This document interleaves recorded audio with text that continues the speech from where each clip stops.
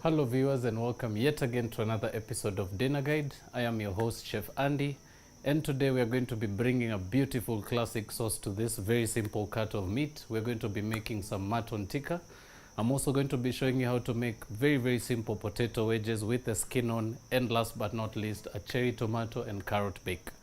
But before we proceed, I'll begin by introducing the ingredients before us to give you an idea of what to expect. So from the very front, I'm going to be using 2 bullet chilies. You're also going to require 1 teaspoon of coriander seeds and some nutmeg powder. You'll also require some fresh parsley, some paprika powder, some ginger powder, a few cherry tomatoes, some coriander powder there, some garlic powder, and 1 large white onion. You'll also require about 3 pieces of some mutton chops. It's about 250 grams. 2 medium-sized potatoes that have been washed. You'll also require some fresh coriander, 2 carrots and half a wedge of lemon, some pureed tomatoes, so about 2 to 3 pieces of medium-sized tomatoes just blended. You'll also require 2 tablespoons of some coconut cream, some oil to cook with, some peppercorns to crush, and some water just to aid you in the process. But before we begin, I will let you stretch out, unwind, and we'll catch you after a very short break.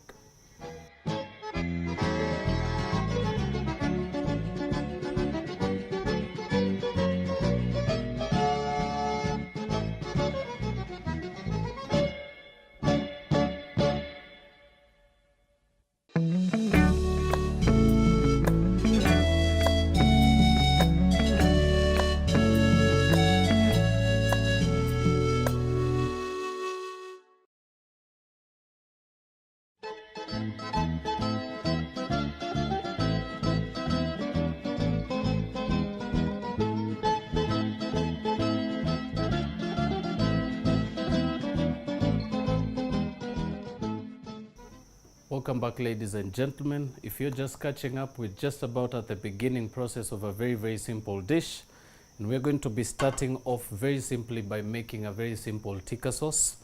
So for this you will require a small pot, probably the same size as mine, and we will begin this very simple process by halving our onion. And we'll proceed to chop that into a very fine size.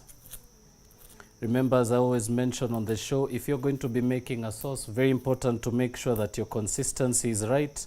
Also very important to make sure that if there's any particular ingredients that you will be chopping up, you may want to make sure they're all of an even size. That is, of course, unless you will be throwing them in a blender. So just begin the process by cutting some slits on your onion and proceed to chop that finely.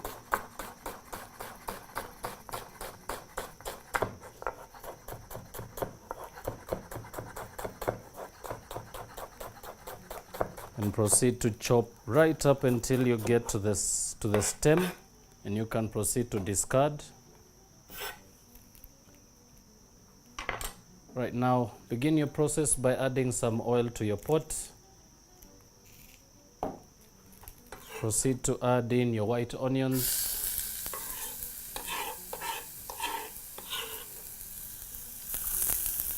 Now you're going to allow those to continue cooking and sweat out just a little bit before coloring.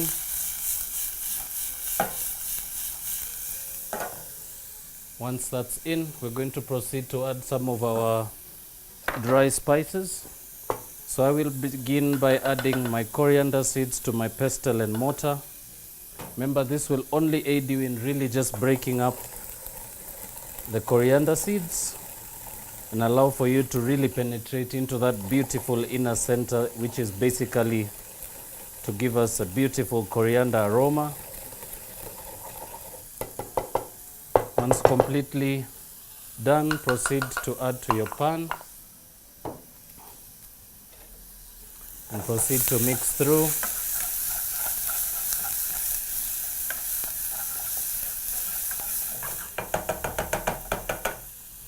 At this stage, you can proceed to also incorporate your blended up tomatoes. Now these were basically just thrown into a blender with some water. Remember, this is just to give you a bit of edge when trying to combine a sauce a little quick over time. It will not actually change the consistency of your sauce. It will only allow for you to cook it a little faster and of course to get a nice beautiful consistency to it. Now to that we will proceed to add our nutmeg powder. Add also your paprika powder, about a teaspoon. Add your ginger powder.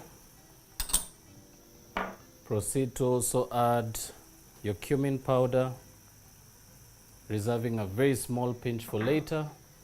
And proceed to also add half of your garlic powder.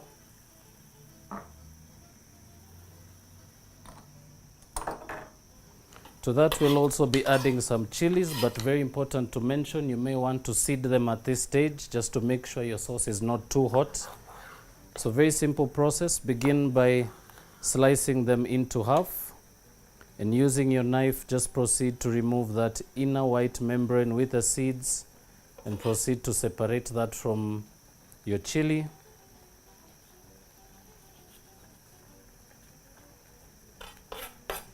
Of course, something also important to mention, remember chilies will stay very, very hot and may actually be very hard to consume with the seeds in there.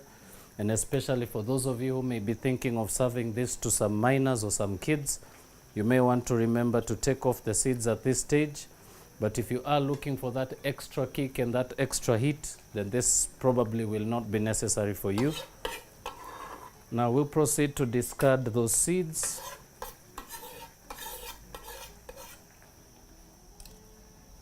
And very simply proceed to julienne your chili.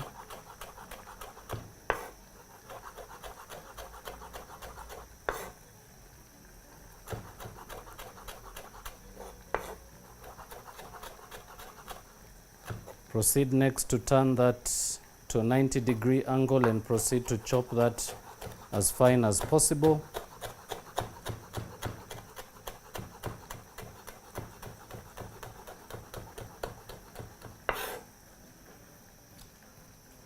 Once that is done, proceed to add that to your pot with your tomato mixture. And very simply proceed to mix everything together.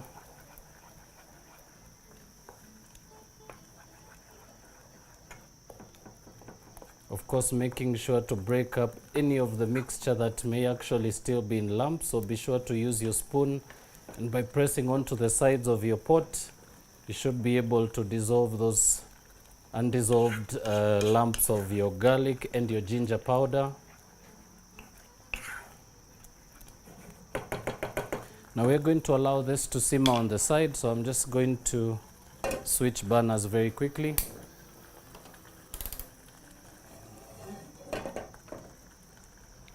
And we will also proceed now to heat up our big pot with some oil. Now this is basically just for your potato wedges. So very, very simply, begin by halving your potato and quartering those pieces. Of course, at this stage, not proceeding to peel, because we are going to be cooking them in their jacket. And now, very important to mention, always begin at low heat, especially if you're cooking potatoes whole. So our oil should be anywhere between 100 to 120 degrees at this stage. I'm just going to add those in there, giving it a bit of time to come to the boil. And you should be targeting at anywhere between 150 to 160 to really blanch those potatoes fully and allow for them to cook through. And while that continues, we will also proceed to prepare the other ingredients, which is for the carrot and cherry tomato bake. So very simply, begin by grabbing a bowl and proceed to chop your carrot very finely. So begin by slicing that lengthways and slice that into half as well, and proceed to chop that as fine as possible.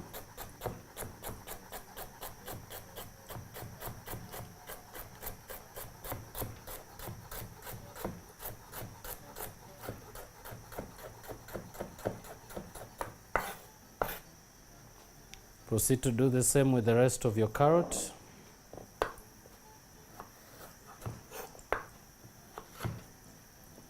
And of course, also very important to mention, especially when making a tikka sauce, very important to continue stirring your mixture. Remember, this will always allow for the sauce to come to a beautiful consistency a little faster. Also ensures that you get your mixture right by making sure that it's thoroughly mixed through.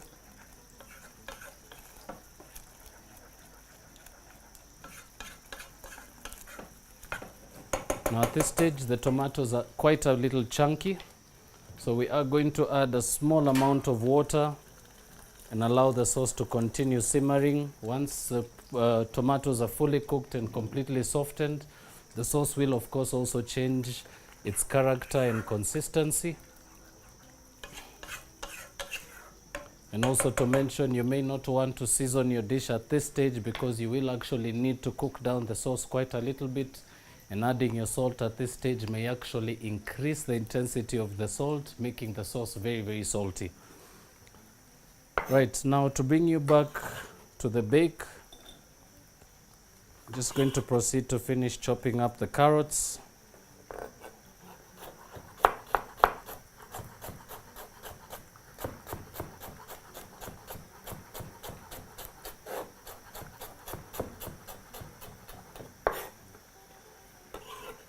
Once that's chopped up, proceed to add that to your bowl. Proceed to also chop finely the remaining half of your white onion.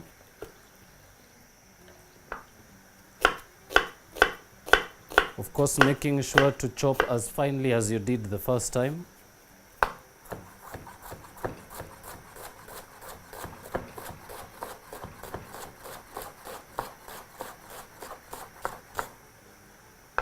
Proceed to finish off that last bit, and of course always making sure not to add the root end to your chopped up onions.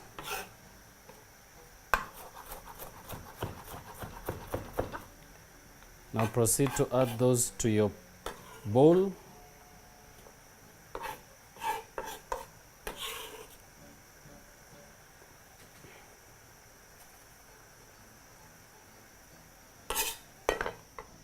Now next up, we'll proceed to also half our cherry tomatoes. So just very gently with a sharp knife, proceed to just slice those into half.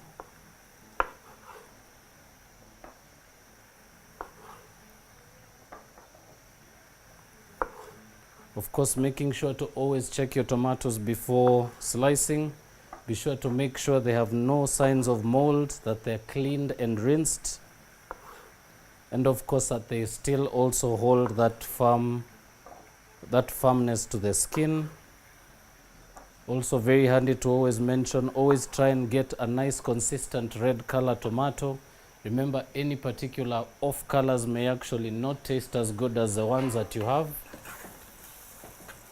I'm just going to check on our tikka sauce. This is still reducing, so we're still going to allow that a bit of time to continue. In the meantime, I'll bring your attention back to this big beautiful bowl. Just going to proceed to mix everything together.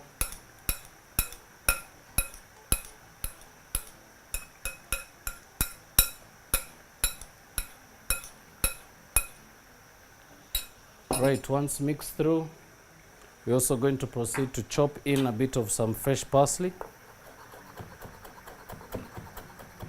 Now this will particularly uplift the flavors in the bowl. It will also give it a nice beautiful speck of green that will also aid in really giving it a nice beautiful look at the end of the cooking process. Proceed to season with some ground black peppercorns. Also season with a small amount of salt. And mix that through once more.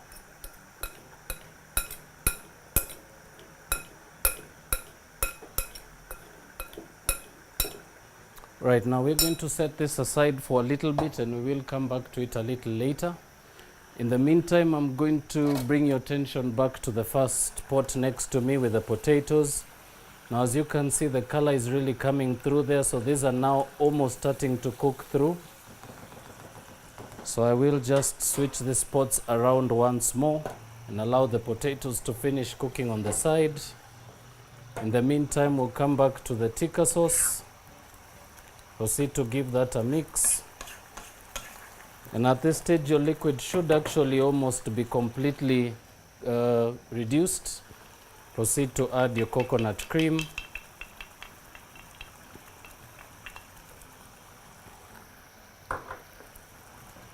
Mix through.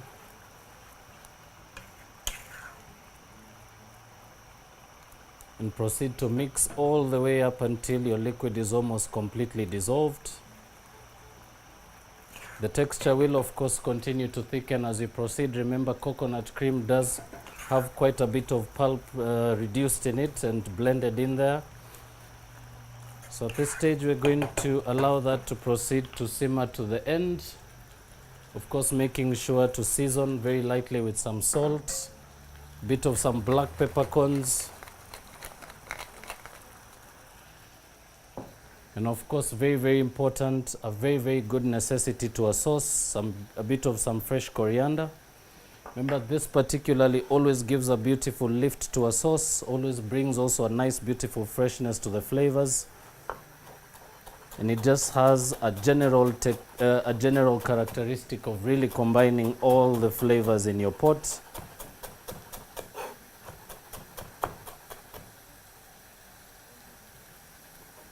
Proceed to chop through.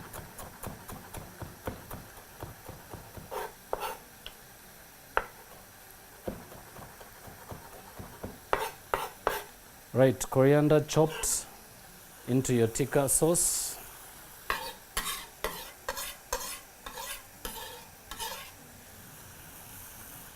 Now you can also alternatively add a bit of tomato paste to this mixture.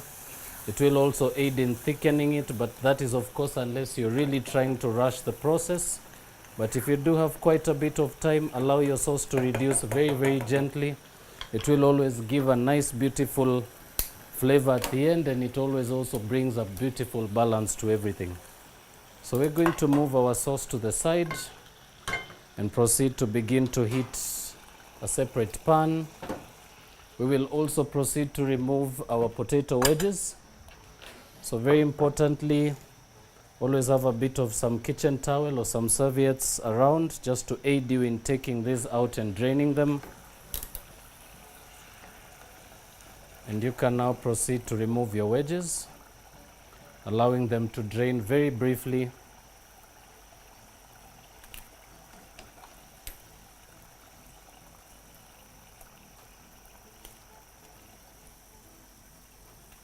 Right, so potatoes are done. Now we're going to very simply just finish this off. So very importantly, grab a nice big bowl. Proceed to add in your potatoes once completely drained. Season with a small pinch of salt, a bit of some black peppercorns, and of course your garlic powder. Remember, the essence of the recipe was garlic potato wedges. Now proceed to toss that in your bowl, making sure to give a nice, beautiful coating of your potatoes. And this we can just reserve on the side. We will come back to this a little later when plating. And now we will bring your attention again back to the mutton that we had a little earlier as well. So for this, I'll just turn my board around. And now for the mutton, very importantly to begin by patting this dry. Remember, there is a little blood on the meat, so be sure to begin by patting that dry before moving it onto the second surface.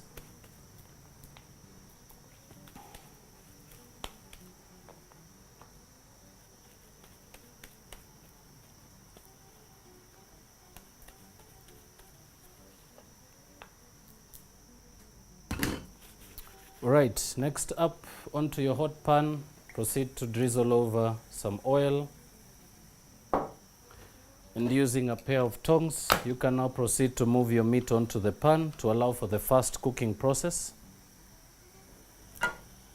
Always allowing the meat to touch the surface of the pan, and always lay the meat away from you. This way you'll always avoid burning yourself directly.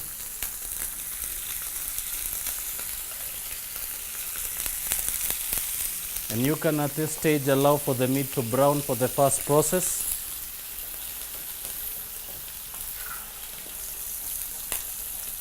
And now your tikka mixture is also now nicely thickened. If you can be able to see that from the cameras, it should actually almost resemble more of a cooked salsa consistency.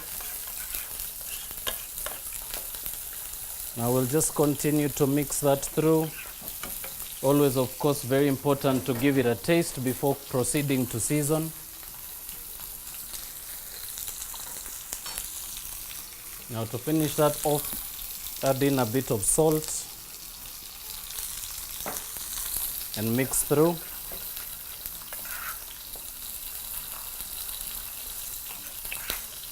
And you can now proceed to turn off the heat on your tikka sauce already.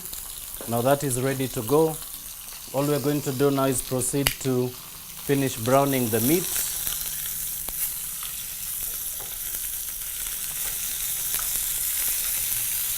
So we basically browned that on the first side for about 4 minutes. We proceeded to turn it over, and we will allow the second side to brown very, very briefly.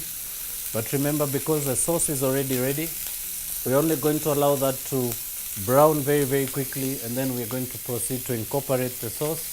And basically this will take you right up to the very last process, which will basically be allowing the sauce to cook and blend in with the meat, and you can also proceed to serve. But we are going to take a very short break, allowing the meat to continue to grill on the side. But when we do come back, you will be able to see what the mixture looks like, and we'll also proceed to give you some serving directions for this very, very simple dish. So please don't touch that dial. We'll be right back.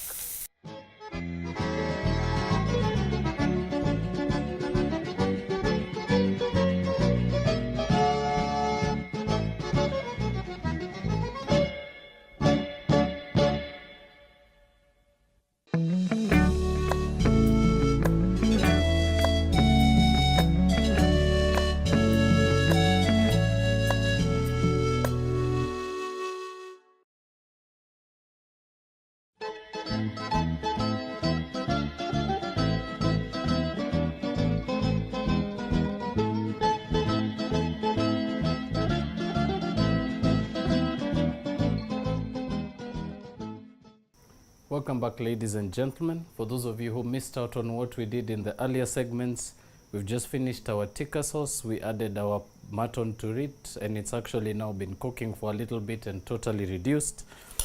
But I'll just bring you back to this beautiful salsa we have on the side.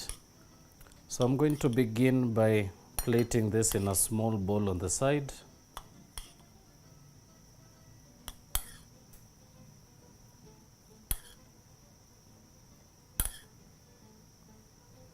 Right, once that's in, very simply proceed to squeeze some lemon juice right over the mixture. Now, two particular things that happen here is basically the vinegar will start to cook the carrots and tenderize the mixture. It will also give a nice, beautiful, uplifting flavor to the dish in general, making it a very good substitute for something particularly able to cut through that beautiful heat of the tikka. So, salad on the plate. Now next up, we're going to proceed to begin to plate our potatoes. Now these are just garlic wedges, as I mentioned earlier. Proceed to start to move those onto your plate, making sure, of course, to always give room to begin to plate the rest of your dish. So it's just a basic, very simple 4-corner rule, where basically you'd separate your plate into about 4 different sections, and that would be either for your salad, your meat, your starch, and your vegetables. But in this case, now that we don't have vegetables for this dish, you can actually make it a 3-part, almost a 3-part separation of your plate. So you'd have your starches to one side, your salad to one side, and very simply just turn that around and proceed to plate your tikka mutton. So very simply begin by moving the chunks of meat to the plate. Of course, always beginning with the smallest pieces at the bottom, and always finish with that last big chunky piece over the top. And now to finish that off, proceed to scoop some of your tikka sauce. Proceed to place that, or rather allow that to roll off the top of your meat.